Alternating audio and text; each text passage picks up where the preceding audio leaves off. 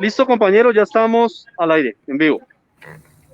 Bueno, queridos amigos de la Colombia Humana, bienvenidos a este programa de educación ambiental que tenemos todos los jueves de 6 a 7 de la noche. Hoy tenemos un tema muy especial, vamos a hablar de la crisis ambiental y de la nueva economía para Colombia. Ese es el tema central que vamos a tratar hoy. Y además de eso tenemos un invitado muy especial. Estamos con nuestro compañero Efren Ariza. Efren, tienes tu micrófono apagado, puedes prenderlo para que saludes a la audiencia. Bueno, muy buenas noches a todos y a todas. Pues un inmenso honor compartir este espacio y unas reflexiones con cada uno de ustedes. Bueno, Efren, no hago la aclaración que Efren es un ambientalista, una persona que ha estado dedicado al problema del medio ambiente, pero él lo está observando desde el punto de vista filosófico. Entonces, por eso lo invitamos hoy, porque el medio ambiente tiene muchas aristas. El medio ambiente no solamente hay que verlo desde el punto de vista de la biología, sino que el medio ambiente se ve de todas las áreas del saber. Se ve desde el punto de vista de la economía, desde el punto de vista de la política, pero también la parte filosófica, la parte humana de la construcción del pensamiento, es muy importante esa visión, y por eso aquí hemos invitado a nuestro amigo Efren Ariza, quien es doctorando, o sea, ya casi termina es candidato a doctor en filosofía. Para los que no me conocen, yo soy Esteban Correa, también soy doctorando en ciencias ambientales y tengo un compromiso con ustedes, con la Colombia Humana, de todos los jueves estar aquí al pie del cañón en este espacio dedicado a la educación ambiental. Entonces, hoy vamos a hablar de la crisis ambiental. ¿Qué es eso de la crisis ambiental? Y bajo esa crisis ambiental, ¿qué modelo económico sería el ideal o el mejor modelo económico para enfrentar esa crisis ambiental en Colombia? Entonces, para entrar en materia, yo quisiera que dedicáramos unos minutos, estimado compañero Efrem, para que nos explicaras un poco qué tiene que ver eso de la modernidad que se repite tanto, la modernidad, el hombre moderno, el ser humano moderno. ¿Qué tiene que ver esas ideas que las vemos en los periódicos, en los libros de texto, o también a veces en los corrillos, en nuestros trabajos, hablamos de la modernidad, ¿no? De que nosotros somos seres humanos modernos. ¿Eso qué tiene que ver con la crisis ambiental que estamos viviendo hoy en día? Porque yo creo que eso es un tema primordial para entender qué es la crisis y por qué se origina. Entonces, compañero Fren, bien pueda. Bueno, compañero Esteban y compañeros, sí, a propósito de las generosas palabras de Esteban para conmigo, pues yo tengo una formación de base pregradual economista y me interesaron dos elementos fundamentales como materia de investigación: la crisis ambiental y la manera como se enseña en ciencias económicas. Y entonces, en ese sentido, cuando yo terminaba mi pregrado y me empezaba a presentar en eventos académicos, en uno de esos eventos alguien me dijo: venga, el tema ambiental tiene que ver no solo con desde un análisis de las relaciones de producción, distribución y consumo, sino que también hay implícitas unas relaciones de poder y dominación. Entonces, mi querido amigo tiene que formarse en sociología e hice una maestría en sociología. Y cuando ya empezaba a comprender desde esas dos lógicas, en otro evento académico, alguien me dijo: mi querido amigo, para comprender el tema ambiental también lo tiene que analizar desde el punto de vista de racionalidades, cosmovisiones y desde epistemes, desde la manera como conocemos el mundo. Entonces se tiene que formar en filosofía, hice una maestría en filosofía latinoamericana y me engomé, y en esa lógica pues inicié la formación doctoral en filosofía. Frente a ese ladrillo de paréntesis que acabo de hacer, pues es importante plantear, a mí la pregunta de Esteban me parece tremendamente pertinente, y es, bueno, ¿qué implica la modernidad? Entonces, la modernidad implica un proyecto humano, el proyecto de la trascendencia, y se despliega un poder desde las coordenadas de Occidente, ¿cierto?, que define unas formas de organización social, política y económica.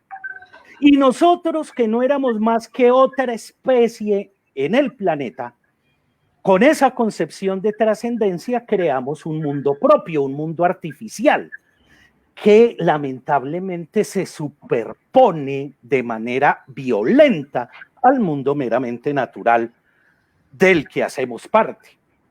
Y así aparece un ser humano soberbio, narciso, que se concibe como amo y señor de lo existente. Y ese poder en la actualidad es justamente el que lo enfrenta a él mismo, porque somos víctimas de nuestra propia arrogancia civilizatoria. ¿Cómo es posible esto? Pues a partir de 4 rupturas que establece la modernidad como proyecto civilizatorio. La primera ruptura que establece la modernidad es con la vieja teología. Antes la escolástica, la teología, era la que explicaba y legitimaba el orden del mundo. La segunda ruptura viene por el pensamiento baconiano y cartesiano, o sea, de Bacon en Inglaterra y Descartes, donde la naturaleza, hay una ruptura con la naturaleza, porque la naturaleza aparece como algo externo, como un objeto que debe ser dominado y puesto a los pies del poder humano. Es desde ese momento que se empieza a explotar la naturaleza hasta llevar a la crisis ambiental actual. Recuerden, muchos de ustedes recordarán la promesa del positivismo de Bacon, que es: a mí me interesa conocer las leyes de la naturaleza para someterla. ¿A qué? Pues es que Bacon es contemporáneo de los inicios del capitalismo. Entonces, para la producción masiva de bienes y servicios. La tercera ruptura tiene que ver con la anterior. Si el ser humano es una cosa pensante, lo que los filósofos llaman res cogitans, y la naturaleza una cosa extensa, entonces mi propio cuerpo es una máquina desligada de la mente. Es decir, que empezamos a separar el pensar del cuerpo, que es la denuncia que hace Nietzsche, ¿no? O Foucault en el siglo XX, como si el pensamiento no tuviera nada que ver con nuestras emociones, nuestras vísceras, nuestros estados corporales, nuestras afecciones. Y por último, la cuarta ruptura que establece la modernidad, pues es el pensamiento liberal, porque genera una ruptura del ser humano con la comunidad. Entonces se piensa en un individuo aislado que existe por sí mismo y que después se une a otros, pero a partir del individualismo metodológico, ¿no? Lo que nos enseñan en el prekinder de economía: consumidor, agente racional que busca maximizar su utilidad, entendida como el nivel de goce, placer, satisfacción que le genera consumir un bien o servicio. ¿Ven? Compañero Efren. Y entonces, en ese sentido, presupone, ¿no?, a la naturaleza, es decir, desconoce el concepto de alteridad y somete a la naturaleza. Adelante, compañero Esteban. Sí, me parece excelente esa explicación que das acerca de qué es el ser humano moderno. Y ahí estamos todos, ¿no? Lo que pasa es que estamos hablando en términos generales. O sea, todos los seres humanos, en términos muy generales, hemos hecho esa ruptura, esas 4 rupturas que habla el compañero Efren. De pronto, la ruptura más relevante aquí es que nosotros observamos la naturaleza como una cosa externa. Creemos que somos unas personas no naturales. Es más, compañero Efren, yo le hago una pregunta a todos los que nos están escuchando, una pregunta que les hago a mis estudiantes también, es que me digan qué van a hacer el próximo fin de semana para estar cerca de la naturaleza. Entonces todo el mundo me agarra a decir, no, yo voy a ir a un río, yo voy a ir a una montaña, yo voy a ir allá a desplazarme a otro lugar. Es Y externo, ninguno lo nunca, concebimos en los externo. 5 años que yo he hecho esa pregunta, nunca antes alguien me ha dicho, profesor, yo voy a quedarme en la casa y voy a hablar con mi mamá, porque mi mamá hace parte de la naturaleza. O alguien nunca me ha dicho, profesor, yo voy a cerrar mis ojos y voy a hacer una labor de meditación, porque es que una relación conmigo mismo es una relación con la naturaleza, porque yo hago parte de la naturaleza. Nadie ha dicho eso. ¿Y por qué a nadie se le ocurre eso? Porque eso no está en nuestra concepción mental, culturalmente. Desde niños nos han enseñado de que la naturaleza está allá. Hay que desplazarse, hay que ir allá para poder estar cerca de la naturaleza, y nunca se nos dicen que nosotros somos parte integral de ella. Entonces, esa es una de las rupturas más grandes que se hace con la naturaleza, y ese prácticamente es el hombre moderno, ¿no? Es el hombre moderno que, porque ve que la naturaleza está allá y mis necesidades y mi bienestar está acá, lo colocamos sobre esa naturaleza y la convertimos en un objeto de dominio y de destrucción. Ahora, estimado compañero Efren, ya teniendo esas primeras rupturas y explicar que es nosotros como seres humanos modernos los que generamos esa crisis ambiental, me gustaría que de alguna manera pudiéramos explicar qué es eso de la crisis ambiental. Cuando decimos que el ambiente está en crisis, ¿a qué nos referimos? ¿O será que alguien me decía, será que los patos se han confabulado para estar contra nosotros, o los árboles, o el mar de pronto se ha colocado a pensar y a decir, uy, no, yo como mar no voy a producir más vida en este mar y me voy a comenzar a morir y a acidificar, y así mismo el aire, o los árboles van a decir, no, nos vamos a colocar de acuerdo para no absorber más CO2 y dejar que se caliente más el planeta. Entonces, ¿cómo así que estamos en crisis ambiental? ¿Qué significa eso de crisis ambiental a la luz de nuestro razonamiento como seres humanos modernos? Muy bien, Esteban. A mí me parece muy pertinente lo que planteas, ¿no? Entonces, esas rupturas de las cuales te estaba hablando, pues genera un resultado. Y es una humanidad con un elevado desarrollo de las fuerzas productivas, con majestuosos complejos tecnológicos, pero que produjo el calentamiento global, la crisis ambiental, las armas nucleares, las guerras. Es decir, hemos entrado en contradicción con la vida biológica misma. Y cuando nosotros entramos en contradicción con la vida biológica misma, pues nos estamos suicidando. Pues la vida biológica, la naturaleza, es la condición de posibilidad de la existencia humana. En ese sentido, entonces, yo me atrevo a señalar que la crisis ambiental se puede definir como la modificación por parte del ser humano en poco tiempo, algo más de 2 siglos, de las estructuras ecosistémicas vigentes, y amenazamos con destruirlas. En este sentido, y hay un texto que recomiendo profundamente del maestro Enrique Leff, L-E-F-F, que se llama Saber Ambiental, Sustentabilidad y Racionalidad. Enrique Leff plantea algo clave, y es que la crisis ambiental significa realmente una crisis civilizatoria, significa una ruptura histórica. Es un momento de revisión de los fundamentos mismos de una civilización como la occidental, que se construye negando el medio ambiente. Y ojo con esto, y por qué hago énfasis en la civilización occidental, europea, conquistadora, ¿no?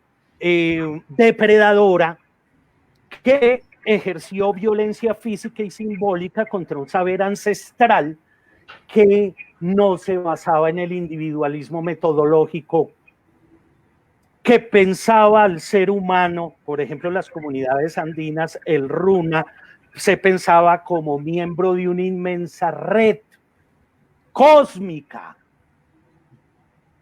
que es un ecosistema es una interrelación, ¿cierto? El pensamiento originario nos concebía como parte de la naturaleza, como parte, y por eso se basaba en la reciprocidad y en la alteridad. La civilización occidental se basa en el individualismo metodológico y una racionalidad de sometimiento, como lo señalaba anteriormente a partir de los postulados, las columnas filosóficas de Descartes y Bell, ¿cierto? ¿Ya? Y entonces en esa sensación, nosotros que incorporamos a través de la familia, la escuela, los espacios de socialización, etcétera, es a los medios masivos, etcétera, esa visión del mundo, pues nosotros reproducimos esa concepción que niega el medio ambiente, ¿no? Esta crisis ambiental es una crisis del conocimiento, es una crisis del pensamiento, es una crisis sobre la forma como se instauró en nuestra corteza cerebral y en la piel una manera de pensar el mundo, una manera de ser en el mundo, de las cosas del mundo. Nuestros mundos de la vida fueron cosificando el mundo, cosificamos la naturaleza.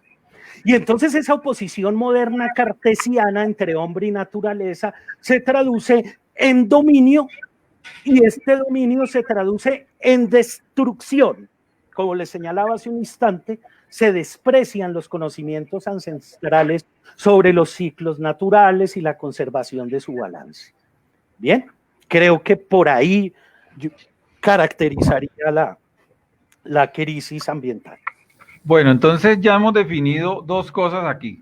Hemos definido qué es la modernidad, como ese hombre que, o esa mujer o ese ser humano pues nuevo que hace esas rupturas con la naturaleza y que se vuelve individualista y un peligro para la naturaleza, ¿cierto? Y como producto de esa nueva dinámica, de esa nueva relación que nace de este ser humano con eso que ya mira externo a él, comienza todo una serie de relación muy, muy tóxica, ¿no? Muy tóxica para la naturaleza, porque solamente se ve en un solo sentido. O sea, el ser humano, ese ser humano racional, ve a la naturaleza como un instrumento, ¿cierto? La instrumentaliza y solamente la observa como algo con la que puede satisfacer sus propias necesidades. Incluso mire cuántos de nosotros no repetimos la palabra recursos naturales, ¿cierto? Esa palabra que de pronto es tan inofensiva y que de pronto hasta suena bonito, porque cuando decimos hay que proteger nuestros recursos naturales, cuando uno dice eso suena hasta bonito, ¿cierto? Y suena como un discurso ambientalista y protector. Pero cuando nosotros estamos diciendo recursos naturales, lo que estamos diciendo es que esa naturaleza la estamos observando como una cosa, como un instrumento. Solamente la observamos como algo que es importante porque nos da algún beneficio. Entonces aquí uno se hace ciertas preguntas, ¿no? ¿Qué pasa con aquellos ecosistemas que no representan un beneficio directo para el ser humano? O sea que esos ecosistemas no son valiosos. ¿Qué pasa por allá con un río que está al interior del Amazonas, que nadie ve, que es inhóspito, que nunca ha sido explotado y que de pronto nadie va a llegar allá? Entonces, porque nadie lo explota, no es importante. Entonces, mire que esa es la relación que tenemos nosotros con esa naturaleza y que ha conllevado a todo lo que está diciendo Efrén, a destruirla, a acabarla, porque nuestras necesidades no tienen límites dentro del sistema que nosotros tenemos. Cada vez queremos más cosas, ¿cierto? Y en última, esas cosas, ¿de qué están formadas? Esas cosas están formadas de materias primas que vienen de esos ecosistemas que estamos destruyendo. Bueno, producto de esa crisis ambiental que también el compañero Efren nos está diciendo que no es una crisis realmente ambiental, es una crisis de la civilización. O sea, es una crisis de todos los seres humanos, de toda la ciencia, de toda nuestra cultura, que está haciendo que nos autodestruyamos. O sea, es una crisis nuestra, cultural. Eso es la crisis ambiental. Producto de esa crisis ambiental, nosotros hemos comenzado a generar, por ejemplo, gases de efecto invernadero, que ha traído un fenómeno físico que se conoce como el cambio climático. O sea, de pronto hay muchos efectos negativos relacionados con esa depredación que nosotros tenemos con el ambiente, con la naturaleza, pero uno de los más graves efectos es eso que nosotros llamamos cambio climático, que lo vamos a ver más en detalle dentro de 8 días. Vamos a hablar ya que eso de técnicamente que eso de cambio climático. Pero de una vez podemos adelantar que el cambio climático es la consecuencia física que ha traído más grave el ser humano sobre el planeta. ¿Por qué? Porque ese cambio climático ha generado y está generando una cantidad de cambios que son irreversibles, no se pueden reparar y que nos está llevando rápidamente a una destrucción devastadora. Por ejemplo, queridos amigos, prácticamente en el mundo ya no hay páramos. Ya esas nieves perpetuas que habían antes, ya para el 2025, se proyecta que ya no van a haber más nieves perpetuas en el mundo. Los páramos las nieves perpetuas que nosotros teníamos en Colombia ya prácticamente desaparecieron, ¿cierto? El Nevado del Ruiz, yo hace un par de años fui al Nevado del Ruiz, esperando ver una cantidad de nieve, y vi por allá en un piquito un pedacito de nieve, ¿cierto? ¿Eso por qué está sucediendo? Porque se está calentando el planeta, hay un cambio climático y eso está generando unos daños enormes. Yo quisiera simplemente aquí enumerarlos, pero no hablar profundamente de ellos, porque eso lo vamos a hacer en otras secciones. Además del cambio climático, tenemos el problema de la deforestación, o sea, la tala de bosques, la disminución de las fuentes hídricas, la disminución de la flora y la fauna, el aumento de desperdicio, que es otro problema, las basuras, la desertificación. ¿La desertificación qué es? El aumento de los desiertos, o sea que esa tierra que produce pierde su humedad y se convierte en desiertos, cada vez hay más desiertos. La acidificación de los océanos, que tiene dentro de la acidificación de los océanos hay un fenómeno que se conoce como el blanqueamiento de los corales. Blanqueamiento de los corales, ¿qué es? Cuando los corales se mueren se vuelven blancos, es el blanqueamiento de los corales. Entonces mire toda la cantidad de problemas que estamos generando nosotros en nuestro planeta. Es por eso que a través de esos problemas los países tienen que comenzar a pensarse en cómo hacerle frente a los problemas ambientales. O sea que se tienen que diseñar modelos económicos y políticos que hagan frente a esa crisis ambiental que nosotros mismos hemos ocasionado.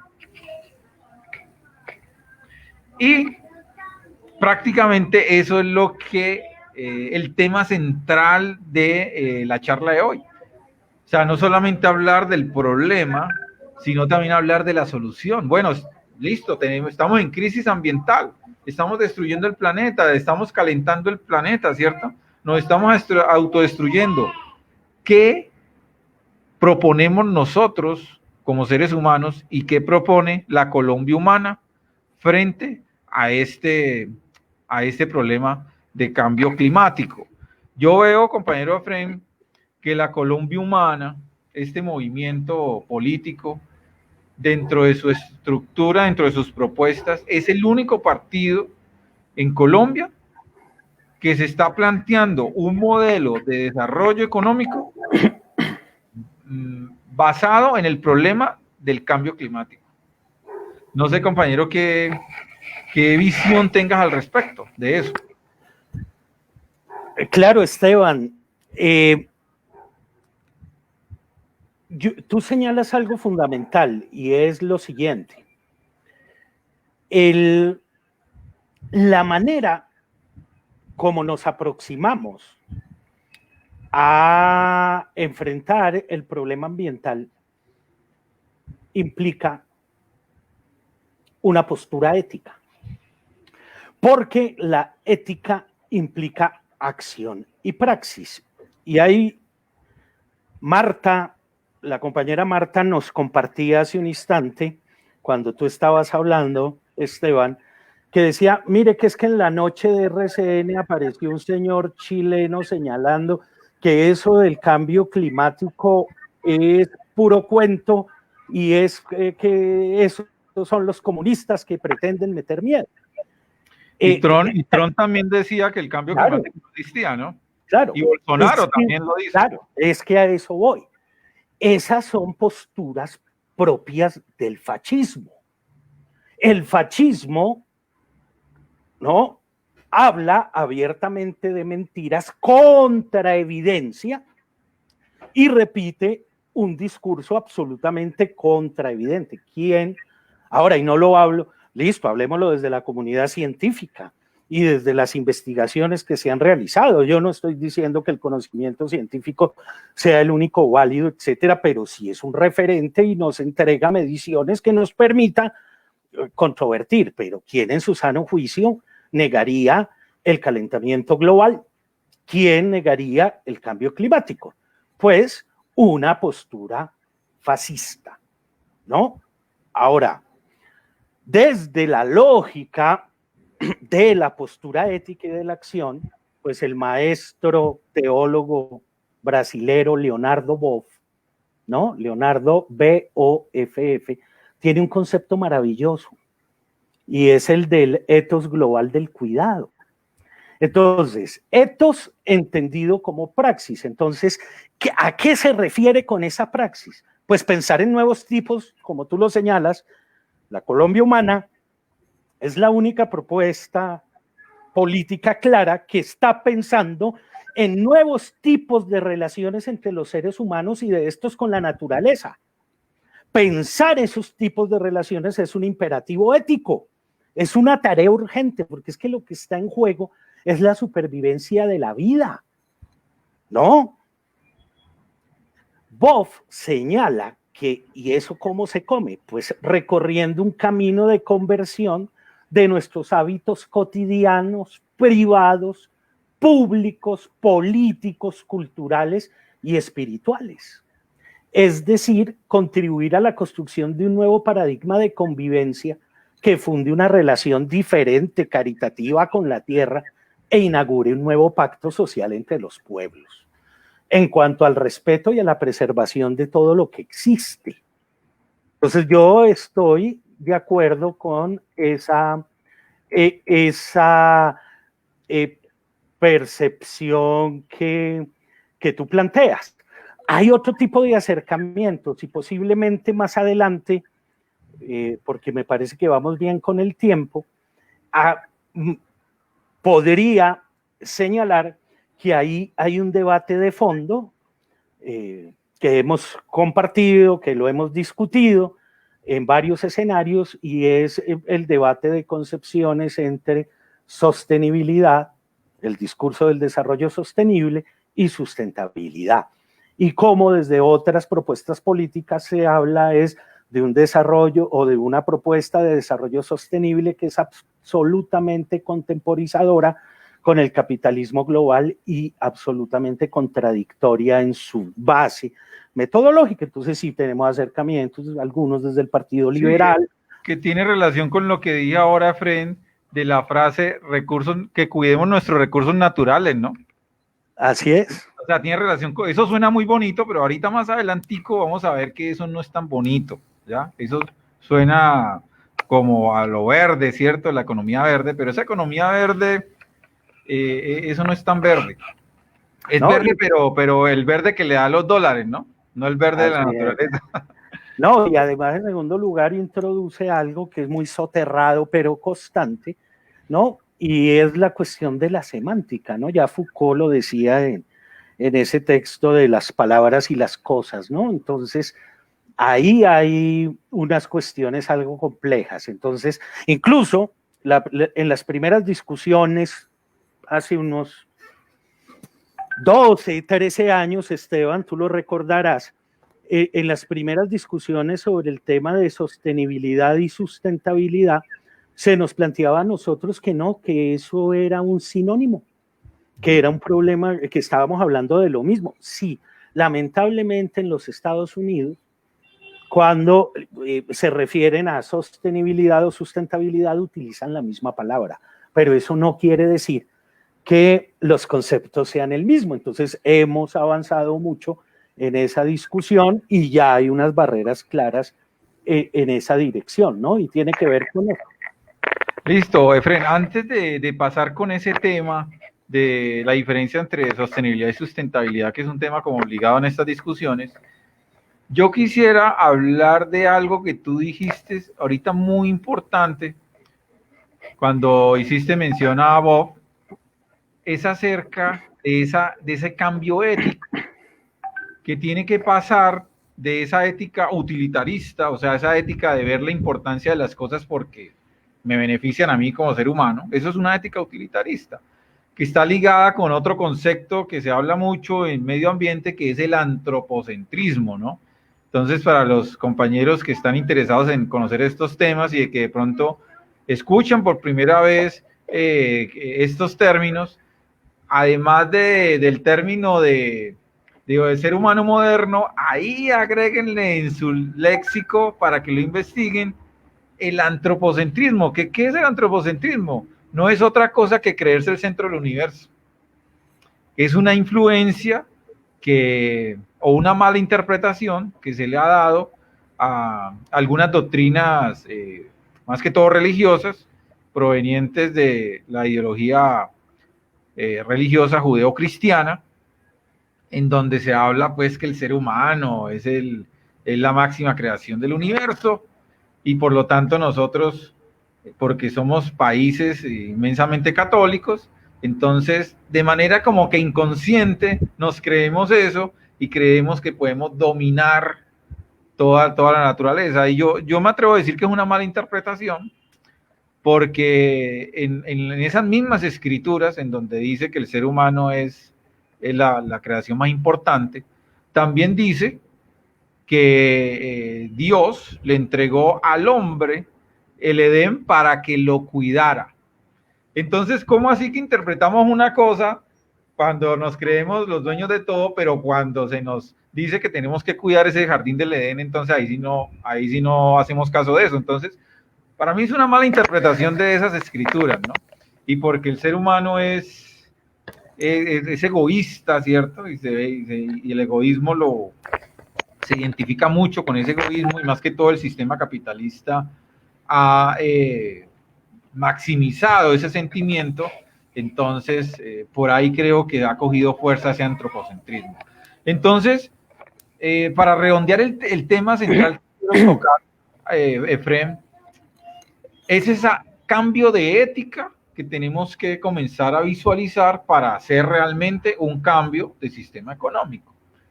Entonces ese cambio de ética tiene que pasar de ser una ética utilitarista a colocar la vida misma como lo más importante.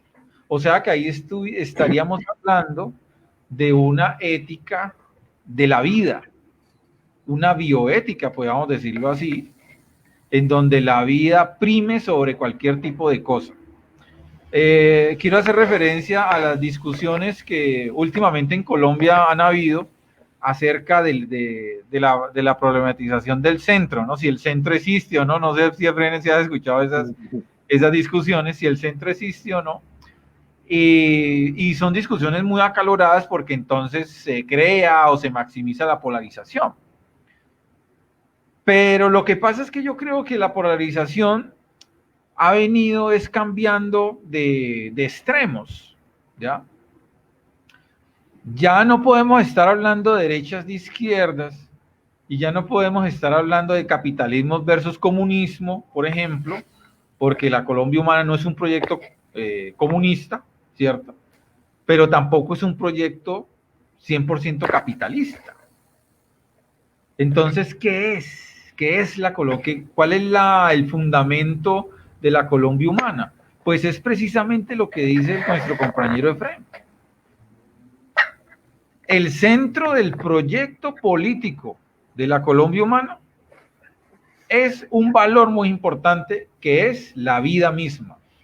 O sea, la ética que rige todo ese plan económico que ustedes pueden consultar en la página web de la Colombia Humana, todos esos planes, por ejemplo, de decirle no al fracking, de disminuir las emisiones de CO2, de cambiar la matriz energética, dejar de depender del petróleo, para comenzar a ver otras posibilidades, que ahorita pues las vamos a ver de pronto. Todo eso está fundamentado en un principio que es la vida. Compañero Efraín, me gustaría que nos estuviéramos en esto de la vida y de cómo nosotros podemos cambiar esa relación que tenemos con la naturaleza, de verla como un objeto, de tener esa relación utilitarista y comenzarla a ver con otros ojos, en donde la vida sea lo más importante. ¿Cómo podemos hacer ese cambio? Muy bien, Esteban, a mí me parece muy pertinente ese debate que planteas. A mí me parece que el concepto fundamental es una postura ética de defensa de la vida, de defensa de todo tipo de vida, de defensa de todo lo que existe. Y en ese sentido, pues tenemos que acudir a las filosofías vitalistas, ¿no? Como referente. Llamémoslo, posiblemente las más visibles sean Nietzsche, pues, Foucault, pero nosotros aquí en Colombia tenemos un filósofo maravilloso colombiano que tuvo una producción muy intensa, que es Darío Botero Uribe. Y tiene un libro hermoso que yo sugiero a todos, si lo pueden leer, es fácil de ubicar en bibliotecas, que se llama El derecho a la utopía. Y articula un concepto maravilloso que es el de vitalismo cósmico, ¿no? Defender todo tipo de vida. Y además incluye otro concepto muy importante en esta reflexión ética, que es el concepto de no razón, que no significa irrazón o irracionalidad. No razón es una razón que ha sido invisibilizada, de ninguna manera irracional, y que para pensar y defender ese derecho a la utopía, ¿no? Esa utopía de defender todo tipo de vida, tenemos que pensar una razón diferente, porque la modernidad, que era supuestamente el triunfo de la razón y del racionalismo y el positivismo, pues ha mostrado sus efectos en 2 guerras mundiales, en bombas nucleares. Pero a partir de ahí también esto contribuye, ¿no? Frente a lo que tú señalabas de la polarización, llamémoslo, yo identifico que hay un problema lógico, un problema en la lógica, como se aborda lo siguiente. Entonces partimos de que el conflicto es malo y que hay que eliminar el conflicto. No, la contradicción es la que permite construir pluralidad. Sí, solo a partir de visiones diferentes es que podemos establecer diálogo, y más que diálogo, polílogo, porque diálogo implica 2. De lo que se trata es de tener una apertura, ¿ya? Pero cuando yo considero, no, el problema no está en el conflicto o en la contradicción, está en la manera como tramitamos ese conflicto y esa contradicción. ¿Ya? Esa es la diferencia. ¿Ya? ¿Y cómo lo tramitamos? Pues es muy fregado tramitarlo cuando yo al distinto porque Occidente, y lo demuestra Foucault, ¿no? En Occidente le tenemos, bajo esa famosa palabra de la normalidad, lo que es lo normal, desde donde quién define lo que es normal o anormal, ¿cierto? Pero entonces se define, se categorizan, se define un tipo de comportamiento y a todo lo distinto le tenemos miedo. No pretendemos comprenderlo, dejarnos interpelar, al diferente le tememos.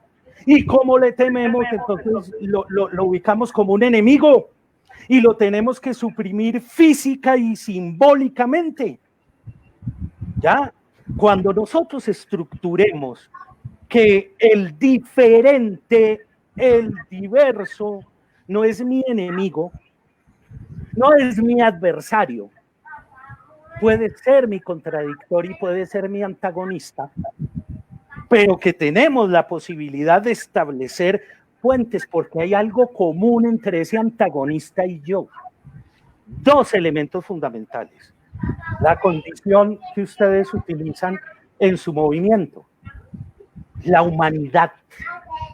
Eso nos permite, ese es un primer punto de confluencia con él. Y el segundo elemento, la vida.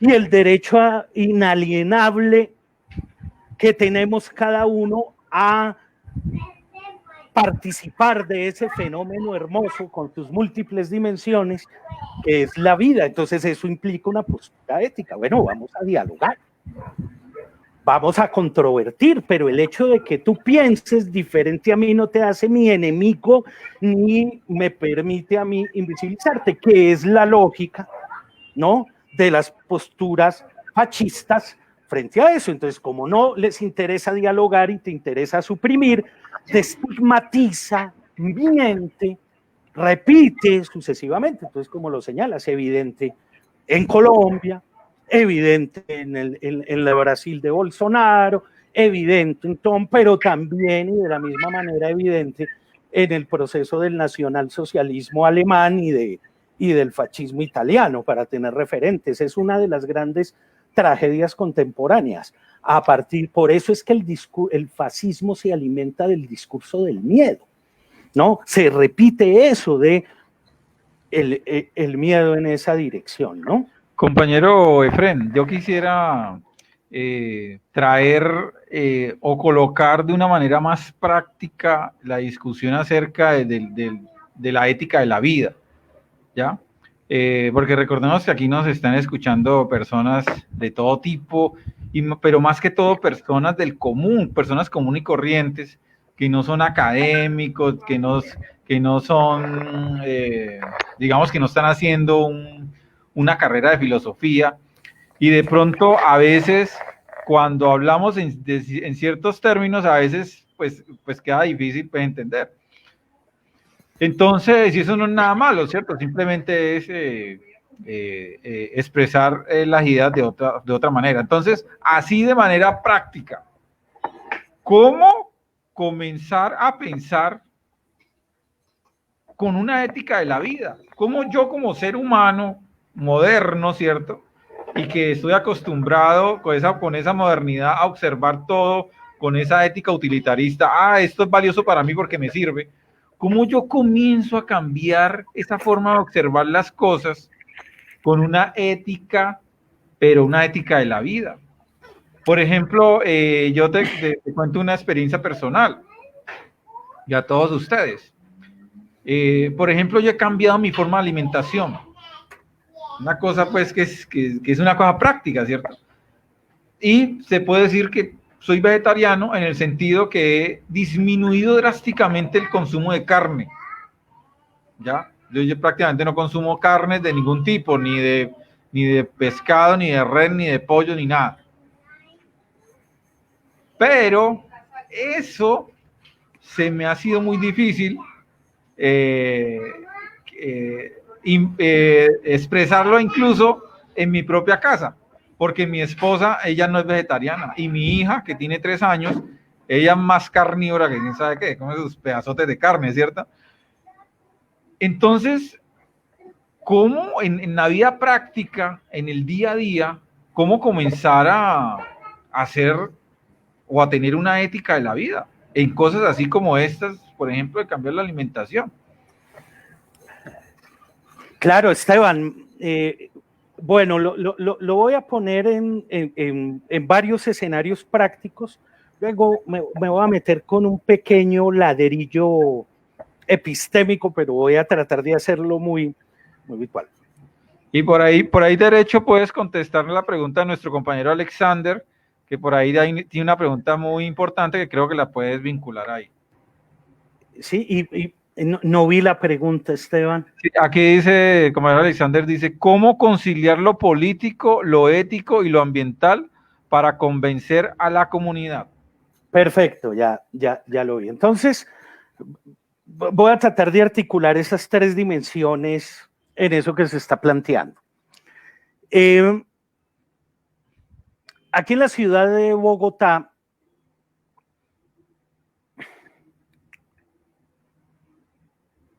específicamente se generó un debate a partir de algo que sucedió en el municipio de Soacha. En el municipio de Soacha, en la estación de policía de Soacha, se generó un incendio en una estación de policía y murieron 8 reclusos. Aquí, a nivel nacional, hay una emisora de mucha difusión, ¿no? Y especialmente muy seguida por la clase media y clase media alta, que es la W. Y yo quedé absolutamente asombrado con la postura de los que participaban en la tendencia y la pregunta del día. Y la mayoría señalaban que estos señores, por su carácter de detenidos, se lo merecían, que eran unas joyitas que habían matado, que habían... Ahí. Independiente, para eso existe un sistema penal, un sistema judicial, donde ellos son parte, y aquí no se puede castigar, pues, con pena de muerte, y todo lo que sea. No, ellos no pierden su condición humana, en ese sentido, manifestar abiertamente. En materia práctica, pues, ya en lo referente a lo ambiental y la defensa de la vida, pues desde ahorrar luz, reutilizar el agua, clasificar, hay muchas posibilidades, pero el elemento de fondo, ya para una reflexión amplia y concreta, ¿qué es defender la vida? Es oponerse al fracking. ¿Qué es defender la vida? Es defender los humedales. Es defender el agua. Es tener clarito que me importa un comino que en la Amazonía haya coltán. O que en el páramo de Santurbán pueda haber oro, y entonces eso nos da la posibilidad para inyectar mercurio, contaminar todos los cuerpos de agua subterráneo y acabar con la posibilidad de múltiples ecosistemas. Es tener una política y movilizarse, porque lamentablemente nos está acabando el tiempo, pero cuando el discursito del desarrollo sostenible es una contradicción en sí misma. Porque hablar de desarrollo es una de las promesas modernas que están basadas en una falacia.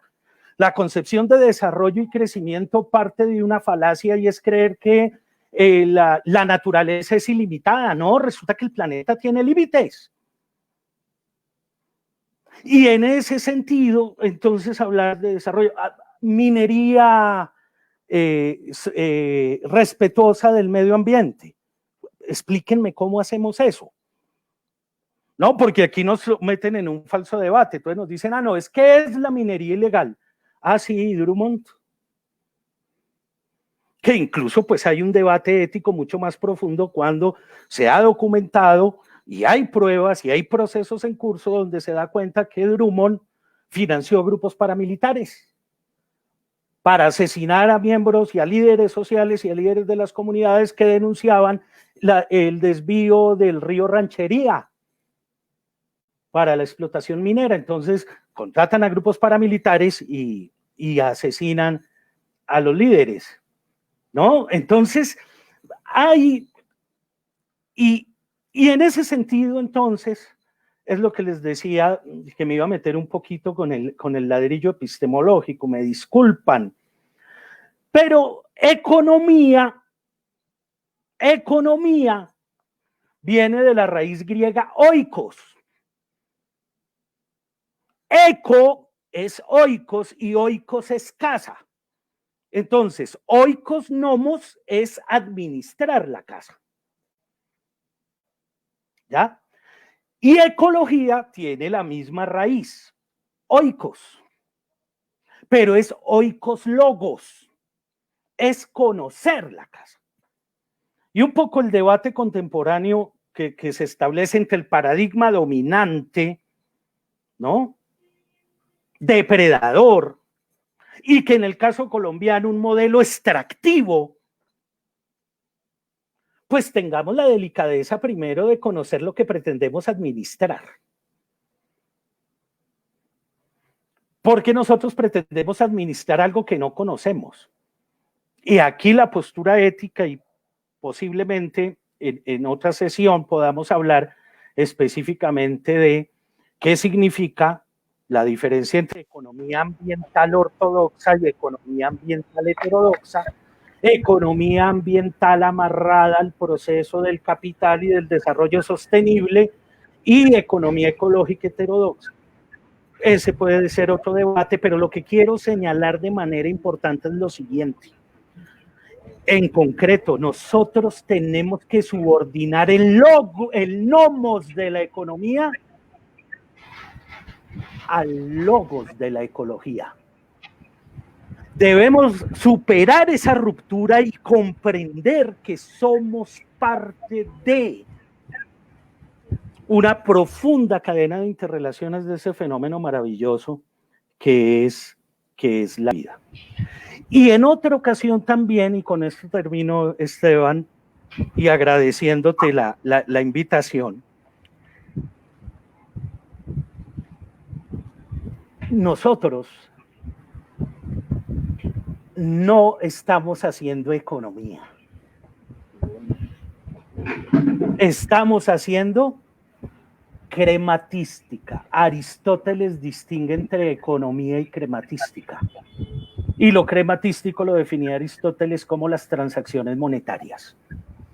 Y la economía no tiene en su génesis que ver absolutamente nada con transacciones monetarias. Pero eso sería un elemento de otra discusión, Esteban. Muy agradecido. Bueno, compañero Efraín, muchas gracias por esta explicación tan importante que nos acabas de dar. Yo quisiera redondear de pronto el tema, porque ya faltan pocos minutos para terminar la transmisión, simplemente diciendo cuáles son las propuestas directas, claras que tiene la Colombia humana para hacerle frente al cambio climático, con una ética biocéntrica. Entonces, en primera instancia, la Colombia humana propone dentro de su proyecto económico cambiar la matriz energética de Colombia. O sea, dejar de depender de los combustibles fósiles, dejar de depender del petróleo, porque Colombia tiene más o menos entre 15 y 20% de su Producto Interno Bruto dependiendo de los combustibles fósiles. Entonces, lo primero que hay que hacer es comenzar a transformar esa dependencia a otras fuentes de energía. Entonces, directamente la Colombia humana está proponiendo eso. Y eso no es una idea loca, ni es una cosa pues salida de los cabellos, es una tendencia mundial de los países más desarrollados y que se están pensando el tema del medio ambiente de una manera seria, ¿no? Responsable. Entonces, cambiar la materia energética. Hay países, por ejemplo, que se han prohibido la venta de carros con motor de gasolina y solamente se venden carros eléctricos. Entonces, mire que esas son propuestas que le apuntan a cambiar la matriz energética del país y eso lo tiene la Colombia humana. ¿Qué otra propuesta tiene la Colombia humana clara que es muy importante, que tiene una raíz no solamente ecológica, sino social y política y del poder? Y básicamente es como una de las factores más importantes del conflicto armado en Colombia, que es combatir los latifundios improductivos. ¿Eso qué quiere decir? Que esos grandes terratenientes que hoy en día son los que poseen prácticamente la mayoría del territorio productivo de Colombia, porque aquí hay una desigualdad social muy grande, estamos hablando de una desigualdad social del 90-10, o sea que el 10% de las personas posee el 90% de la riqueza y el 90% de nosotros, yo me coloco ahí en ese 90% porque yo no soy millonario, obviamente, vivimos del 10% de la riqueza. Entonces, mire lo rico que es nuestro país, ¿no? Que aún viviendo, que aún nosotros siendo de ese 90% de personas que vive con el 10%, aún así hay clase media, ¿ya? Aún así clase media, o sea, quiere decir que nuestro país es muy rico, pero también hay una desigualdad muy grande en donde hay 8 millones más o menos de indigentes en Colombia, ¿no? Entonces, eso se tiene que acabar y eso, una de las propuestas para acabar esa brecha social es combatir esos latifundios improductivos, o sea, nadie puede tener una tierra súper extensa sin hacer nada o con actividades económicas que no sean productivas para engorde, por ejemplo, ¿no? Yo tengo estas tierras aquí y voy a esperar aquí unos 20 años y cuando se valoricen bien voy a hacer una urbanización. Mientras que en esa tierra se podía de pronto explotar para la agricultura, o tienen una cantidad de cabezas de ganado, que el ganado es una actividad económica también, se puede decir, extractiva, ¿cierto? Intensiva en agua y causa principal de la deforestación. Claro, el esquema de ganadería, extensiva. Pero fíjate que eso tiene que ver con algo fundamental y que ha manifestado la Colombia humana, y es fundamentado en el concepto ricardiano de renta presuntiva, hacerle vía impuestos, porque Esteban lo acaba de señalar, hay un problema crónico de desigualdad, que cómo se corrige con tributación, pero con tributación progresiva, grabando la propiedad de la tierra, haciéndosela tan caro el impuesto que le obligue, o se pone a producir, compadre, o nos vende, y nosotros redistribuimos. Exactamente, que no es como dicen los enemigos de la Colombia humana, que es expropiación, ¿no? No es expropiación por ningún sentido. Y si fuese expropiación, pues también podríamos argumentar que es que hoy en día, en este modelo que hay, la expropiación es un mecanismo muy utilizado por todas las gobernaciones municipales del país, ¿no? Y también por los bancos y por cantidad de entidades tanto públicas como privadas, le quitan, le privan de los bienes a las personas que están incumpliendo sus compromisos, o cuando sus recursos, lo que ellos tiene un interés netamente público, social, entonces el Estado tiene toda la soberanía, o podemos decirlo así, de expropiar por el bien común, ¿no? Bueno, entonces, Esteban, permíteme una acotación pequeñita. Sí. Insisto, eso lo dijo el discípulo aventajado de Adam Smith. Ahora, que me vengan a decir que David Ricardo es un comunista, ¿no? El concepto de renta presuntiva es propio del capitalismo. ¿Y qué buscaba David Ricardo? Democratizar el acceso a la tierra para reducir el precio de los alimentos y las materias primas para ese proyecto que estaba iniciando. ¿Ves? Entonces, aquí lo que te digo, hay el fascismo acude a la estigmatización y a desconocer las fuentes de esos conceptos. Entonces, no, cuando se habla de renta presuntiva no lo estamos hablando de nadie diferente a David Ricardo. Teoría económica clásica. Por acá el compañero John creo que está diciendo los latifundios improductivos son grabados con altos impuestos en países como Estados Unidos y Europa, sí, claro. O sea, ahí está. Aquí en Colombia es el único país que se cree capitalista, pero pues en realidad no es capitalista, ¿no? Porque pues tiene unas políticas totalmente absurdas. Es un país, yo creo que lo podemos catalogar a Colombia, es como un país mafioso, ¿no? Porque claro, se legisla y se gobierna para el beneficio de las mafias. Bueno, otra cosita ya para terminar, una última política que tiene la Colombia humana es impulsar el trabajo campesino, el trabajo de la tierra, como uno de los pilares fundamentales para generar riqueza. porque dentro de este proyecto económico progresista, lo que se está defendiendo es que la riqueza tiene que partir del trabajo, no de la explotación injusta de ese trabajo, ¿no? Que es una de las grandes críticas que hace Marx precisamente al capitalismo, ¿no? No, si alguien va a acumular riqueza, pues lo tiene que hacer de manera sana, no con rentas provenientes del narcotráfico, por ejemplo, o con rentas provenientes de esos mercados de valores que muchas veces son economías ficticias, de burbujas financieras, y que pues muy pocos se hacen millonarios, pero pues a costa de la quiebra de miles de personas que están invirtiendo en esos fondos, ¿no?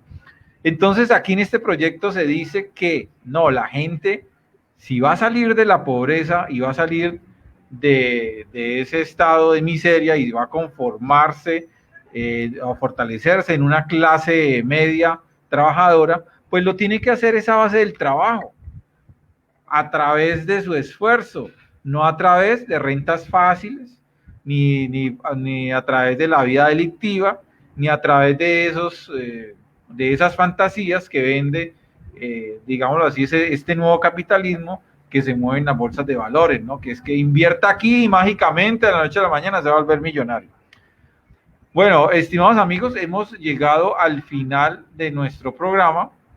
Les recuerdo que esto siempre lo hacemos aquí en la Escuela de Formación Política de la Colombia Humana, los jueves de 6 a 7 de la noche. Por favor, los que nos están viendo, inviten a sus demás amigos para que siempre se puedan conectar a esta hora, hagan preguntas, hagan comentarios, difundan esta información, que así es como nosotros formamos masa crítica y podemos influir para hacer verdaderas transformaciones sociales.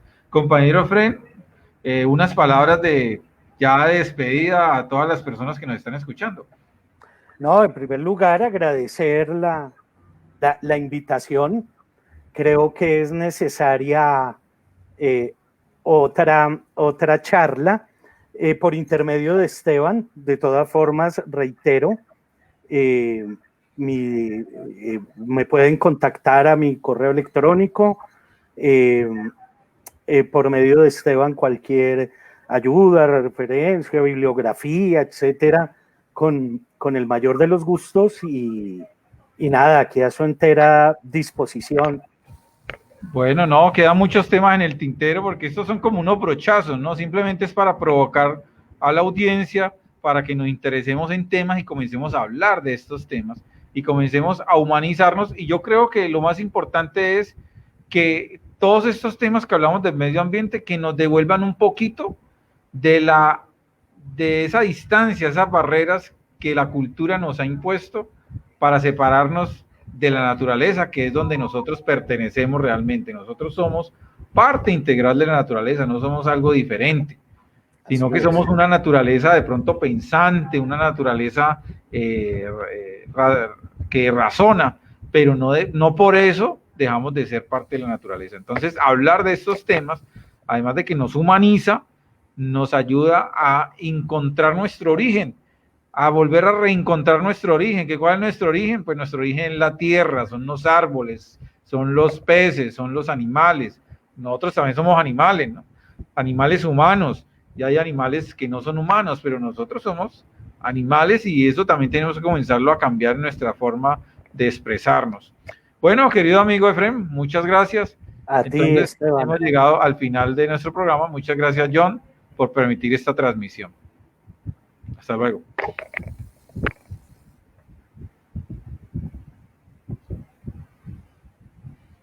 Bueno, esperemos que John corte la transmisión.